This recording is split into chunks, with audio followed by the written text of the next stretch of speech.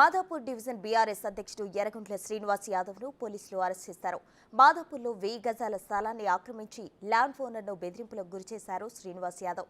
Land కావాలంటే 5 కోట్లు ఇవ్వాలని, లేదంటే చంపేస్తానని బెదిరింపులకు పాల్పడ్డాడు. దీంతో ల్యాండ్ ఓనర్ మాధాపూర్ పోలీసులను ఆశ్రయించారు. శ్రీనివాస్ యాదవ్ను పోలీసులు అరెస్ట్ చేశారు.